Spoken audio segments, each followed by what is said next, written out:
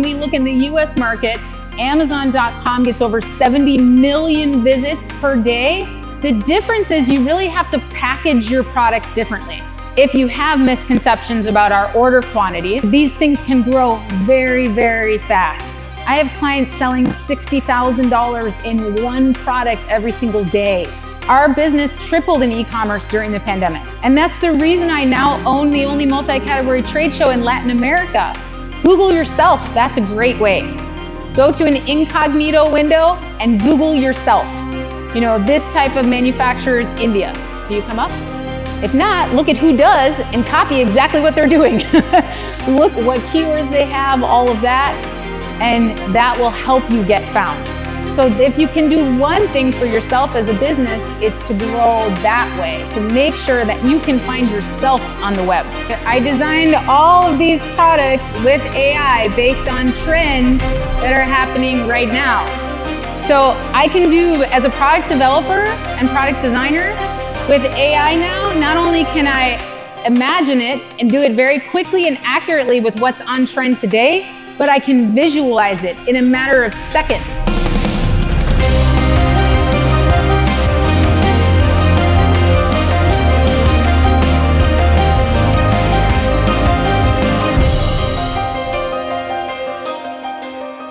I met Amy Weiss during a couple of conferences. We are somewhere she's a speaker, somewhere I'm also attending it. And I've been watching the e-commerce industry for last 10 years. As everybody is doing, as I would say, especially the exporters, because you guys are interacting with buyers more. Me as a buying agent was really concerned that why our buying agent fraternity community is not taking e-commerce players serious. Like 10 years back, and in fact, till last 5 years, people were laughing at us. Oh, do you think an Amazon seller can be a buyer? I don't think so. Even exporters are not taking them seriously. And frankly, that was in India it was like this. If anybody will agree or disagree, just you can raise your hand. So the last 5 years when I saw this whole boom, and especially when the great pause happened, everything was stopped. What all the wholesalers, retailers, the customers we are also serving, they had to go on e-commerce. So that was the time I said, okay, how do we capture this market? It's a huge market, and maybe small seller, maybe a big seller, which we call 7-figure seller, 8-figure seller, 9-figure seller. That means they are doing those turnovers on e-commerce. How do we convert them as buyers? It's a huge market. They are not in wholesale trade shows. Most likely they will not be coming to a sourcing fair like this. So we catch hold of the leaders. If we catch hold of an attention of one person who understand what we are doing, who can really see a potential in India, and they have followings like in thousands. So that is the reason I asked a couple of leaders, and Amy was very keen because she has been doing China trips for sellers. She's taking sellers to Mexico, she's taking sellers to Jordan. I said, okay, India has to be on your list now. And she said, yes, I was looking for something like this, and that's how we figured out. She has a community of 40,000 e-commerce sellers in 7 Facebook groups. And as what I also came to know a lot about her when she was now in India, that 40 brands a week are taking consulting from her. Now when somebody asks, what do you mean by a brand? So brand means somebody who's a seller in US, they have a brand, definitely they are selling in US, but they are buying from somewhere. So if she's connected to such a people, and if India is in her head, and if she can figure out how to recommend people to India, I think our job is done.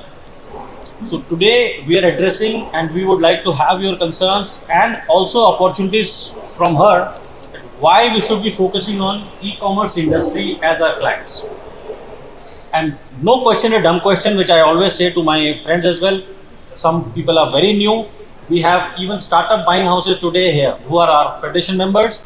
They have just started their business. They have no clients, but they are now looking to grow their business as a buying house. So even if you ask a beginner question, I think Amy will not be minding it. And if she's not able to address you, maybe I can address that. Amy?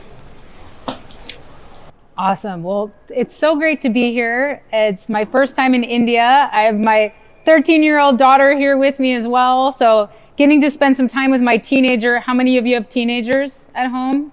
Is it like it is in America where, you know, after they're like 13 and up, you don't see them anymore?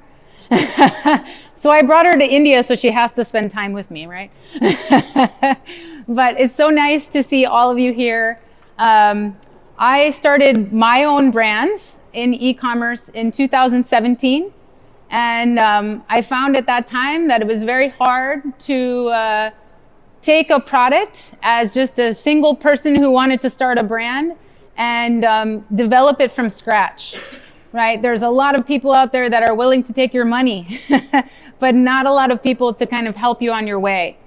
And so that really made me want to help other brands do the same thing as me, right? Help them develop products, help them get their ideas to market. And so to this day, I've helped thousands of brands now bring their products to market. I have clients anywhere, so there are no stupid questions. There's no such thing as a dumb question, because I have clients everywhere from just beginning to start, you know, they haven't even sold their first thing online yet, all the way to clients that are, you know, 8 figures every year with just, you know, many, many brands under their belt, right? Most of my clients are in e-commerce, right? We do help people get into brick and mortar as well. But as you'll see, our economy is changing. Around the world, the economy is changing. Are you seeing those changes? Are you seeing what's happening in brick and mortar? It's not that brick and mortar is dead. That's not the case at all. In fact, it's still a significant portion of retail, right? When you look at e-commerce, e-commerce is about 13% of all of retail, right? Amazon owns over half of that market. So when we look in the US market, Amazon.com gets over 70 million visits per day. Over 87% of Americans are Prime members, meaning they're part of Amazon's membership. They prefer to shop there, right? When you look at Walmart.com, which is the second biggest e-commerce retailer in the US, we can also sell on Walmart.com as e-commerce sellers. Walmart.com gets like 1/3 of the site visits every day that Amazon gets.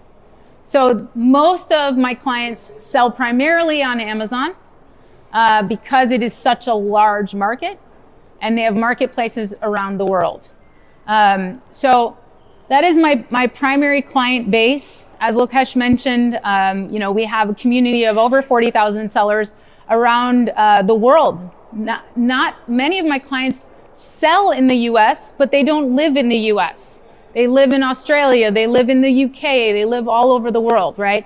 So that's what's beautiful about e-commerce, is you can live anywhere in the world and from your laptop operate your business and sell your products all over the world.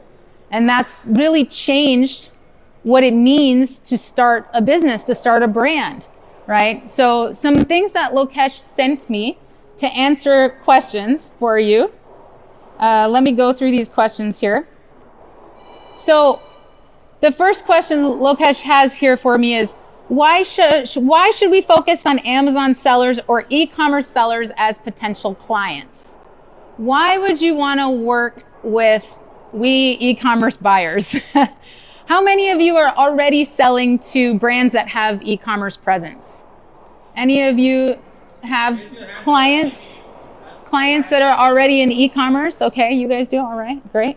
Yeah, so why would you, for somebody who's already working with e-commerce, why would you want to work with e-commerce? What's your answer there? Bigger market. A bigger market, yeah. Bigger market. Mm-hmm. So everybody have a bite to eat from the cake, and it's targeted. You know what to sell, where to sell. Okay.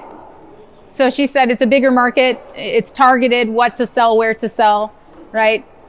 So what are your misconceptions about working with us e-commerce buyers? What are the things that you believe that may be true, may not be true? Let's do some myth busting. What are your thoughts? Raise your hand and give me a thought about an e-commerce buyer and why you would or would not want to work with an e-commerce brand. Anyone have ideas? Yes, sir. The market is very big and we got limitless orders in e-commerce. But the reason that is the return product are very high. The return of products are very high. Okay, but when you work with an e-commerce brand, so he was saying the market's very big, the orders are high, it's good, but the return of products is very high. But when you're working with an e-commerce buyer, an e-commerce brand, the returns are their problem, not your problem. So returns are part of every business, and we're, Mariah, you know we deal with returns, right? That's why I'm telling that being supplying goods to them, they used to tell that the product is not good because of this, and I got returned. Oh, so what you're saying is that They had quality issues with something that you produced for them, and that got blamed on you. Okay, got it. So he was saying he was worried because he produced products for an e-commerce brand, and when they got returns, because the customer was complaining about it, they came back to him and said, I can't order from you anymore, the quality's not good. I think so. It's not the reason, because the same fabric I am providing to different supplier also, the provider, but they don't complain me anything. Well, The exporters, when they supply that fabric to exporter, they don't have any problem. But e-commerce sites, they have a problem. okay, got it. So you have an issue with trust. You don't know that you can trust that buyer to work with you and to be telling you the truth.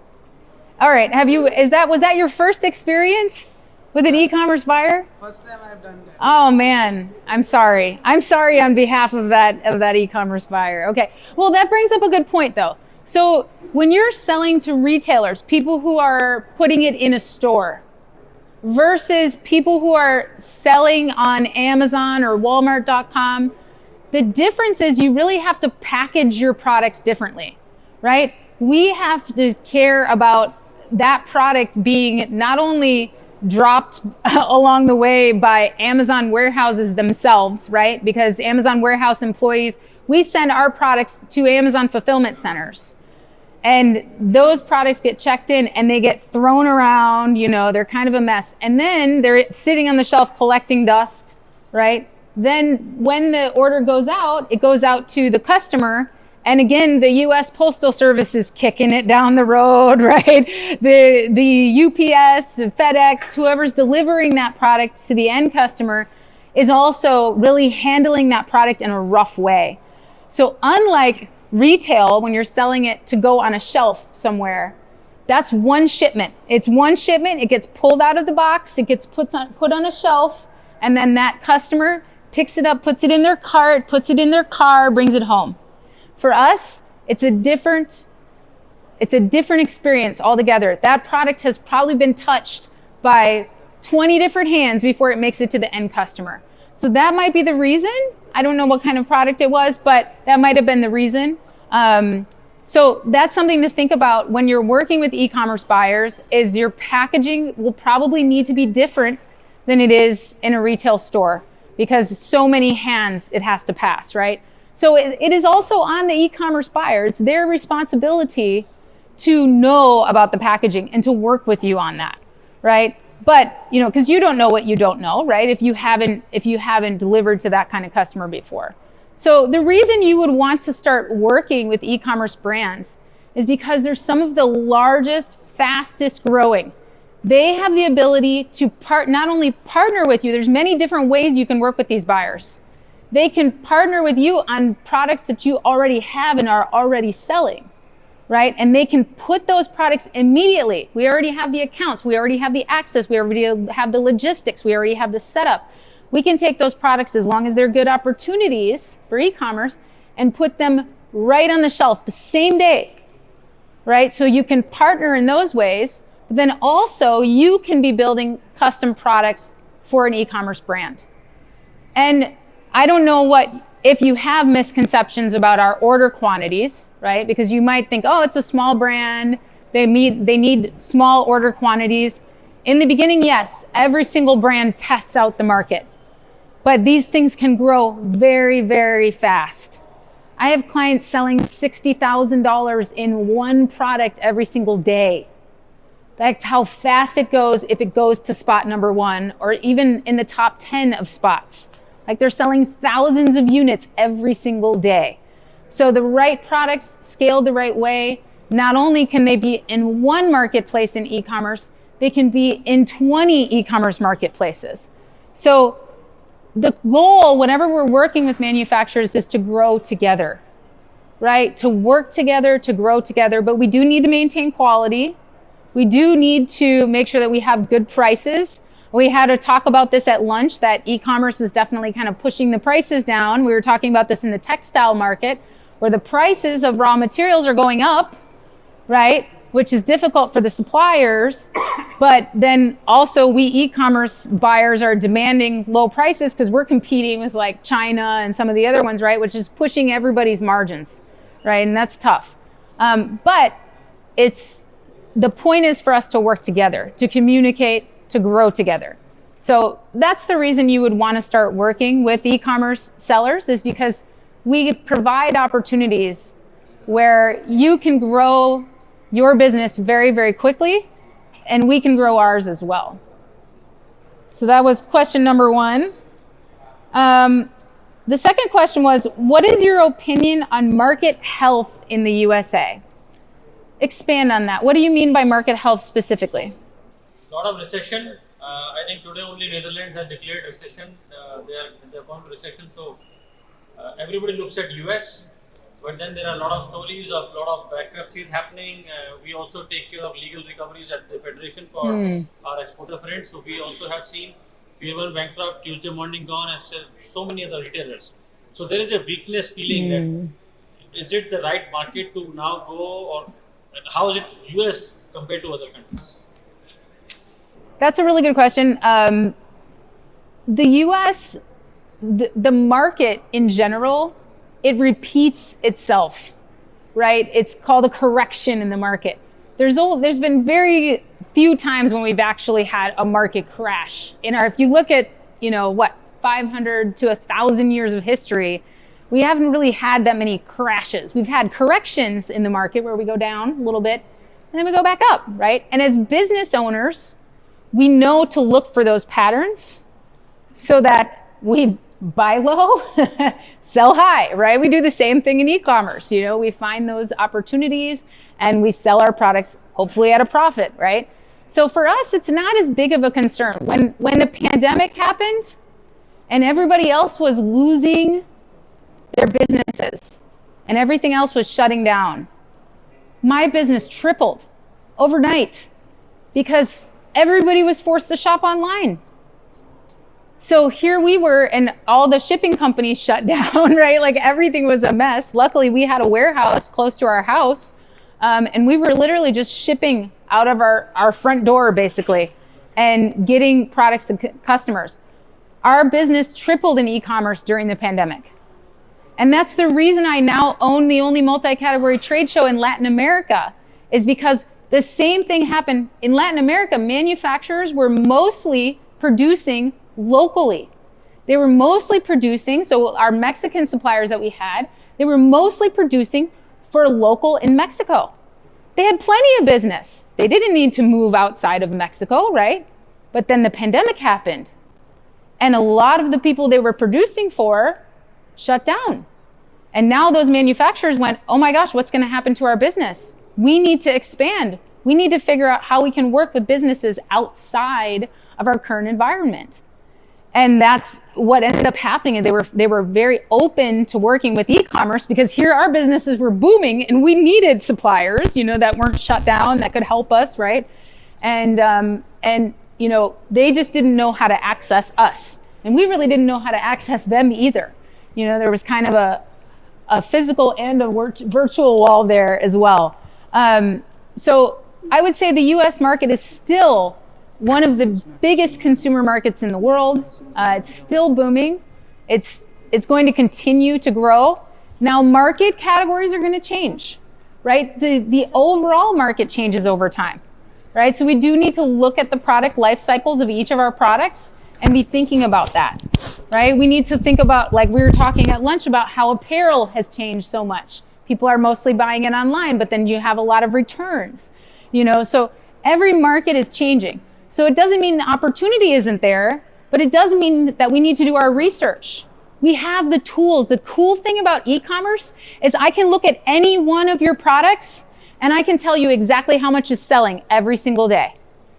I can tell you what your competitors are doing. I have tools that will show me that immediately. You can't see that in any other market. It's incredible the data that we have.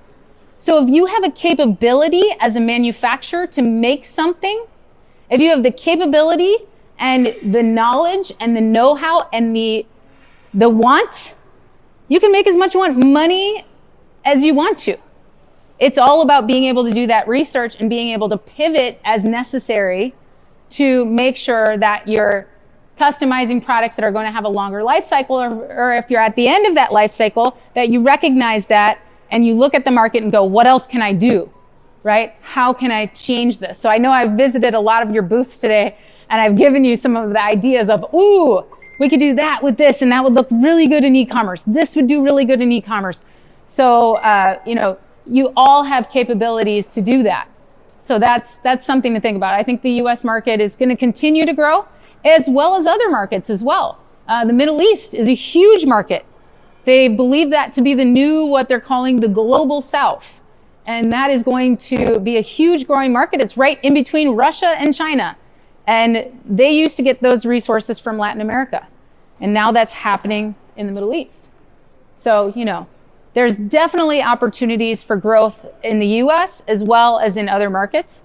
So keep your eyes open and just be ready to do your research and pivot as necessary. Use your capabilities to your advantage. Okay, how do buying agents or exporters find buyers in the e-commerce business community? So how do you find us? Well, most of us look online, right? We live online. How many of you are listed on a buyer's website like Alibaba? Are you listed on Alibaba? Where do we find? We got one on Alibaba. Okay, I like it. Okay. Alibaba actually cannot operate in India, I would say. Very limited now. So Alipay, AliExpress is banned by government of India, China. So I would say the best way to find buyers like me is to work through people like Lokesh here who have resources, and work on your web footprint, because the best way for us to find you is if you have information on the internet about your business, right? That's the best way for us to find you, because when we're looking for suppliers, what I teach people in my courses is know your manufacturing process. So whether you're cut and sew, whether you're, injection molding, whatever, know your manufacturing process, know your materials, and Google it, right? So you're looking for suppliers in. I can actually ask a question to all Yeah. of you. How many of you are on Google, Instagram, Facebook, YouTube, promoting your brand or your factory? How many of you are there? Raise your hands. 1, 2, 3, 4, 5, 6, maybe 7, 8, right? Out of 80 people here, I would say, let's say 40 people are exporters. Only 20% are actually leveraging and you see how many people are looking at reels and shorts. Anywhere in the world, how many people do you realize look at reels and shorts? My question is, how many people look at reels and shorts every day? Almost everyone. Many of the people actually figure out what to do when they're looking at reels and shorts or YouTube videos. Where is your video? How to use my product? Not only that, how many of you have a presence on LinkedIn? How many of you are working on your profiles? You know your keywords. You know what people are looking for. Okay? Remember that LinkedIn, just like anything else, tons of us use buyers, including retail buyers, use LinkedIn as a resource. I have a retail masterclass teaching people how to get into brick and mortar retailers, and we teach them how to use LinkedIn to find manufacturers. So if you don't have those keywords in your bio, if you're not featuring your products, stuff like that on LinkedIn, that's a great way for you to get it. LinkedIn ranks very high on Google, right? Pinterest also ranks very high on Google. So those two sites alone. Now, when you think about Instagram and Facebook, yes, it's good to have a presence there, but there's not as many people doing research there to find manufacturers. So if you're thinking about your web presence, also think about Google My Business. Make sure Google My Business is free. Make sure that you just Google it. Google My Business. If you're not on Google My Business yet, you get a free business posting. You can put posts on there. That's another great way to get to the top of Google. When we think about cheater ways to get to the top of Google, YouTube, great cheater way to get to the top of Google. LinkedIn, very highly ranked in Google search results, and people are looking for you on LinkedIn. Okay? When it comes to Instagram, Facebook, stuff like that, yeah, okay. But when it comes to how do you find us? Well, how do we find you? We find you by searching for those keywords on LinkedIn. We find you by Googling it. So if you're not, Google yourself. That's a great way. Go to an incognito window and Google yourself. You know, this type of manufacturer is India. Do you come up? If not, look at who does and copy exactly what they're doing. Look at what keywords they have, all of that, and that will help you get found, right? Search for your competitors just like you search for yourself and try to improve that. And it won't only bring you e-commerce buyers, hopefully it'll bring you a lot of business. So one thing which I can add from my business practice, and it's a hack, and I'm sure my team will not be happy. I go to a lot of e-commerce summits, e-commerce conferences, where I met Amy and I met so many sellers. I'm serving almost 25 sellers as a sourcing agent. So you meet those people, you are there with them. I am on a cruise for 7 days with 150 people. And those people are like 7 million, 7-figure, 8-figure, even 9-figure. And I'm the only one from India. So how many people do you realize, if I'm the only one from India, am I getting more chances of business? Raise your hands. If I'm the only one on a cruise, all e-commerce players, don't you think that they're going to call me for India? Yeah. Yeah. That is how you need to figure out how to get business. And you have been doing this forever. In wholesale, you have been going to Abhyante for, I think, companies like Paramount or Zagaria for 30 plus years. And all the newbies also, you are here at a show, right? Tomorrow we have a toy fair. You are here for what? For clients. So if you're looking at e-commerce clients, this might not be the right fair because not many e-commerce players are coming to the fairs. But then you can always go back to those countries where e-commerce summits are happening, conferences are happening. Yeah. And just be among those people. Make It's sense? a good hack. Yeah, for sure. And I'm not promoting any summit, but yeah, this is how I get on business. All right, and then you asked, what is the difference between working for physical location retailers and wholesalers versus e-commerce sellers? So what can you expect as the differences, right?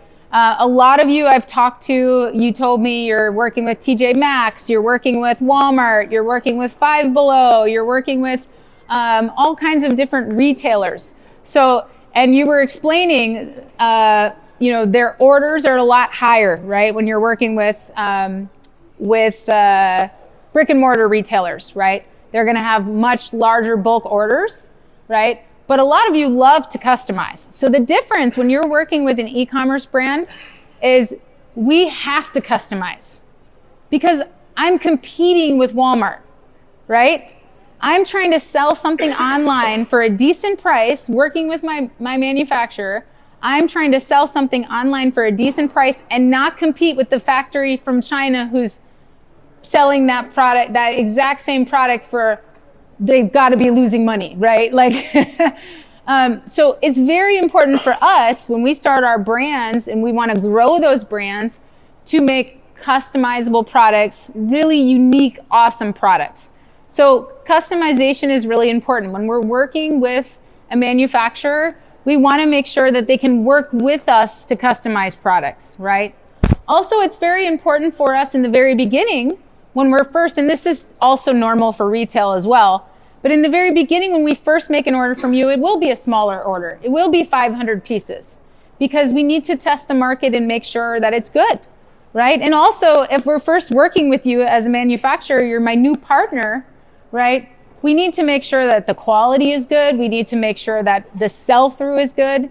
And then from there, what we look to do is we look at all the ways we can expand with one manufacturer.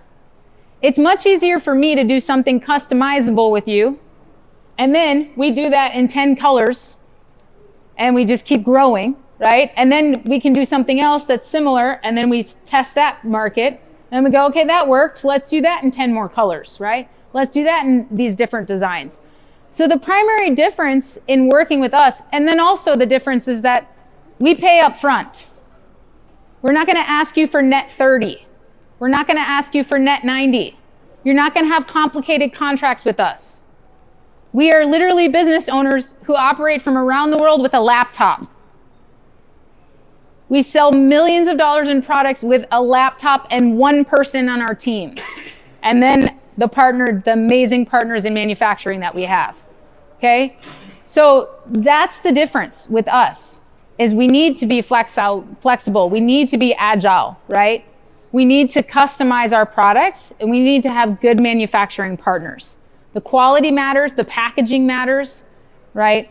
But we're not going to ask you for net 30. We're not going to ask you for net 90. We're going to pay you a down payment as soon as you start production, and we will pay you before that. When that product ships, we will pay you the rest. So that's a good thing about working with us, is you're not going to have to wait forever to get paid, right? But lead times do matter to us. Quality does matter to us. But we want it to be easy too. We want to work together. We want to, make it so that we're good partners. So I can't promise that every e-commerce buyer will treat you like you deserve to be treated. I can't promise that they will be a good partner for you. They could be a complete newbie, just like you were at some point, right? All of you started somewhere, right? They could be brand new. They might not know how to talk to you. I'm trying to change that. I'm trying to educate as many e-commerce buyers as I can so that they understand the importance of their manufacturing partners. You are our partners. We cannot do it without you.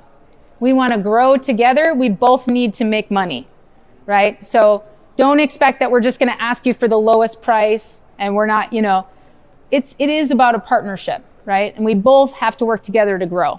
So know that that's in our best interest as well, and that is ultimately what we want. Once you were talking about partnership, I found it really funny, but I don't know you know it or not. There is a difference in India between a love marriage and arranged marriage. You know what arranged marriage is? Yes. So I would say working with retailers, wholesalers is like love marriage. They look at the product, they look at the price, they love the product, they would start working with you. Then they will start figuring out your factory compliance or all those. E-commerce is arranged marriage. It's like meeting one time, trying, testing, some testing samples, because they are coming from a stage where they're not sure about your production. Can they sell it online? Can they bring it there? Because they are literally working themselves. And many of them will start from retail arbitrage from the local market. Then they will go to wholesale market to buy and sell on. Then the third stage comes in as the private label, which is called sourcing from overseas countries. So as you have in India's arranged marriage, you look at family, you look at the boy and girl, maybe you go out and date, and then you say, oh, we might be a good fit, then you do engagement. Or maybe in Punjabi you say roka. And after that you go to engagement, then you go to marriage. That is somewhere I could see working with e-commerce needs patience. Because there will be a lot of problems from your side, from their side. You need to understand what challenges they are having. Are they new people? Yeah. So I might have to tell them about my product, that you cannot sell my product without having good packaging. And good packaging will cost you. And they say, oh, now it's getting more expensive. So what can I do for you? Maybe you can get your China supplier to give me a packaging in India and I can just pack it. So there are a lot of solutions around it. But the more you are committed to sell to these people, I think that makes more sense. Yeah, that's a really good analogy for sure. Because I remember my first supplier that I found in China, she helped me with so many things. She reminded me that I needed packaging. When she said, what kind of, do you want to put a color card in this? It was a floor mat that I was selling, and, we put it in a poly bag, and, she said, do you want a color card? I said, what's a color card? I didn't even know what that was, and then I started thinking about, I need to actually put the product title, the UPC code, all these things on the packaging. And so I designed that with her. And then, she reminded me, we have to label the outer boxes. This was my first time importing ever. I didn't know these things. And she said, we have to label the outer boxes, the outer cartons. What do you want me to put on there? And I was like, I don't know. What do you put on there for your other customers, And so she really helped me. And now I've sold over $1 million in goods. So it's like we've grown a long time together, and we just had a call the other day, a video call, and I've known her kids since they were like little babies, and so it's great to see they're all growing up now and everything. But yeah, in the beginning when I was first starting, I didn't know all these things, and The reason I still source from her, she's a trading company, but I still source from her today, and she's such a great resource for me, is because she helped me. She helped me, yeah, from the very beginning. So yeah, you might be working with somebody now, like me now, who's going to be a really good partner for you, because, you know, I can help you grow. But you might be working with me, you know, I don't know how many years ago now, 7 or 8 years ago, where I was really brand new and I had no idea what I was doing and I needed all the help in the world. So just keep that in mind, for sure. The last question that you have on here is, and I think this is an interesting one, and also I feel like you're setting me up a little bit here with this question. How is India taken as a sourcing market versus China and other sourcing countries? Is anyone curious about this? Yeah. So I think number one, there's a lack of knowledge for what India can offer, right? We just really don't know, because we talked about it earlier. How do we find manufacturers? We find them by searching online, right? We look online or we go to trade shows. So if we don't know what we don't know, we're just like, well, I don't know. We just assume. We assume that India is just handicrafts, right? We don't think of India as all the amazing metals and plastics and different things that you guys do here. The furniture, wow, the wood, you know, so many great products here. But we just don't know that, right? So number one is just a lack of knowledge. We have no idea what India has to offer. And then also when we go to search for that, if I go and search for wooden products India, am I going to find you? If you are offering wooden products India, am I going to find you in that Google search? Am I going to find you in that LinkedIn search? I will probably tell you that the answer to that question is most likely no. You're not showing up in those searches. We don't know what you have to offer. So if you can do one thing for yourself as a business, it's to grow that way, to make sure that you can find yourself on the web, right? I Google myself all the time, and it's not for ego. It's to make sure, am I findable? You know, what's there? So that's the first thing, is we just don't know what India has to offer. The second, I would say it's a misconception, is that India cannot offer me the prices that China can. That is the misconception. And I'm going to say it's a misconception because I've talked with a lot of you about pricing today, and you have very competitive, awesome pricing and very flexible terms. So that's awesome. But is every seller going to come here and see you guys? You know, Lokesh is working on it. He's working on every seller, but there are literally millions of us around the world. So it's a lot of ignorance, and we don't think that you have the prices, that you can deliver the quantity or the quality that we need at the price that we need it at. And then I would just say, communication, right? In terms of that. So the problem that I have, and I can kind of tell you this from a perspective of me opening a trade show in Mexico. Mexico is a lot like India in many ways, in that there's so many great manufacturers that offer so many amazing different products, but they don't have a huge web presence, and they're not easy to find. And when it comes to working with e-commerce buyers, they're also used to just working with retailers. So when we start communicating with them, they're kind of turned off by us and we're kind of turned off by them, right? So that kind of stuff, we got to work on our communication. And I realized that that's also education on both sides. When I started this trade show in Mexico, I realized I don't just have to educate the buyers that I'm bringing to Mexico, because they all wanted to treat all of my Mexican manufacturers like China. And I'm like, this is not China. It's not the same culture. It's not the same contract manufacturing. You cannot treat them like China, right? You're not going to have good results if you do that, right?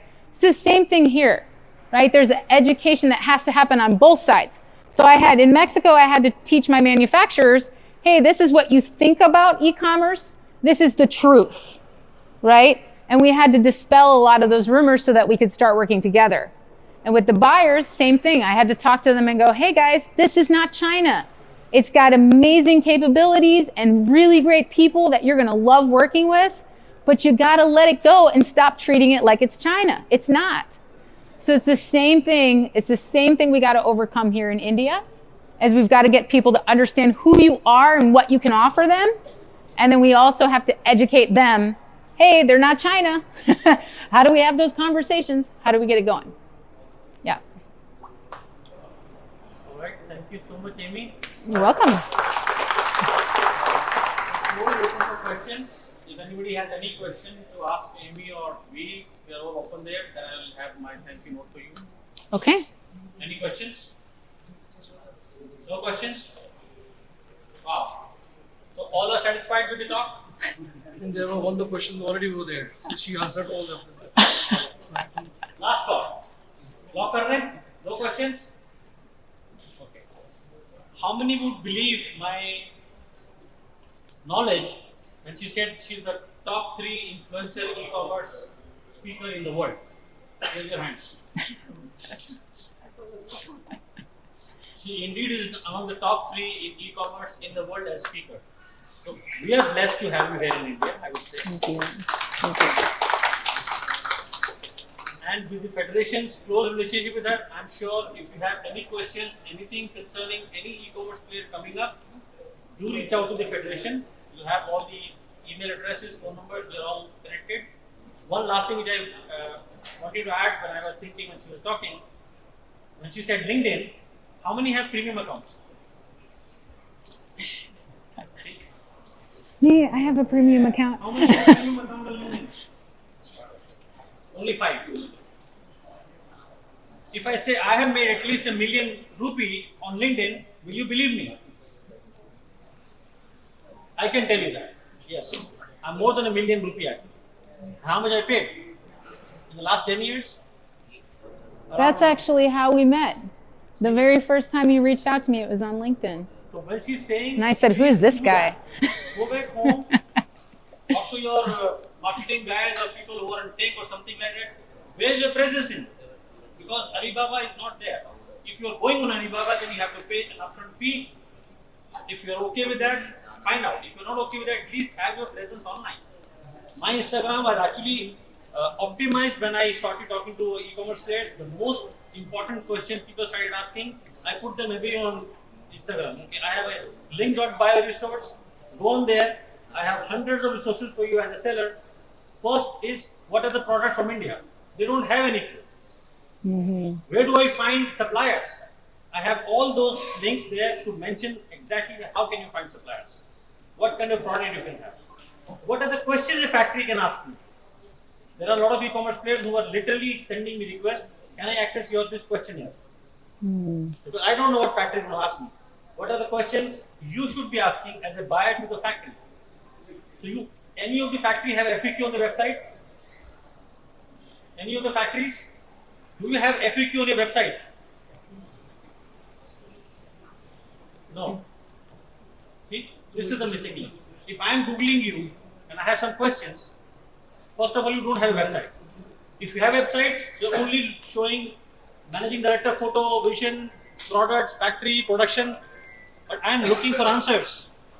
So you can go on the Instagram on my bio to look at the FAQ which a buyer can ask me. Customize it, put it on your website. Because that is the way they're going to attract and click on contact. And Lokesh, maybe we can we were talking about doing a follow-up workshop. Maybe we could do a workshop teaching them how to do LinkedIn and how to use AI to do their FAQs and do all that. So I was discussing with Amy that after she's gone from there, we are not going to be disconnected with the community. So we're going to have a webinar where she's going to talk about maybe LinkedIn, which is one topic we can do. How many are now using AI in factories?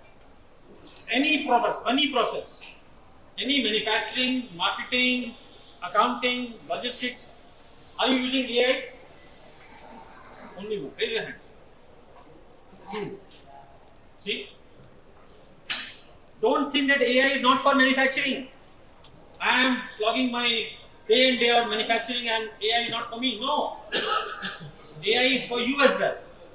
So I think maybe we'll request you to actually get on with the AI thing, that how can we incorporate it in practice? I've been walking around today showing you, I designed all of these products with AI based on trends that are happening right now. So I can do, as a product developer and product designer, with AI now, not only can I imagine it and do it very quickly and accurately with what's on trend today, but I can visualize it in a matter of seconds. So the whole world of manufacturing is about to change. And if you aren't paying attention, you're going to miss it. It's very, very important. We are 30 years ahead of where we thought we would be right now with artificial intelligence.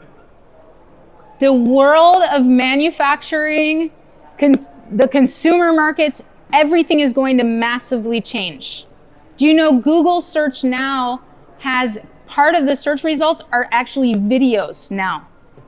So what do you think is going to happen to the brands and the manufacturers and any entity that does not have video content as part of their marketing? You're going to get lost in search. You will not be found. So it's very, very important. I just hosted an AI business summit, and I can tell you the things that people are doing with AI. People are losing their businesses, unfortunately, because they're not embracing it. So it's really important. Pay attention. The things that you can do. I worked on a product for 3 years developing it. I did it in 1 afternoon from my phone with AI. And it's easy. You don't have to be a tech genius. It's very easy to do. It's like having a conversation with a really smart friend. And you can do it in your language. So it's very important. If I can say anything to empower you guys today, it's that e-commerce, the US market is the least important changing thing. Everything is about to change. Everything. Everything. We have realized mobile phones changed our life and the revolution. Smartphones. Mm-hmm. You're looking at 10 times the revolution with AI now. It's And insane. imagine you can be obsolete. People will say you are an old entity, old thought guy. Just get out of it. Yeah. So close your shops. So think about it. Look for answers. Go back home. Think as a manufacturer, what are advantages of AI? Research. Find out. Maybe product development, as you said, you can develop a new design. You don't have to worry about this part. Maybe something else as a manufacturing process. But first is commit yourself to learn. Yeah. That And is if it's one of the something, biggest problem. if it's something that you want to learn, you can always, I'm a consultant. You can always book a call with me. I can sit down with you and show you how to do this stuff, right? So I'm a resource you can use for that. So I think most of you have my information, and Lokesh can provide that as well. Did you also want to mention the China trip for anybody who wants to we have come? the China trip in October. Yes. So she's taking the China trip to October. I don't know how many manufacturers are importing from China, but she also does that as a community leader. She brings a lot of sellers to China, and if somebody happens to be around, if they want to be with her in China in Canton Fair, let us know. So we're going on a group trip. So, we're just going to go as a group to the Canton Fair. So if that's something you'd be interested in doing, we're hosting a trip, and it'll be a lot of fun. We have a lot of fun in e-commerce, don't we? Yes. So Mahesh, thank you very much. We'll go back inside to do all the job. We have new buying agents who have already arrived, so they haven't been inside. So I will request Amy and the buying agents to walk, and then Rashi, Nisha, just bring all the exploding. We will be discussing the product.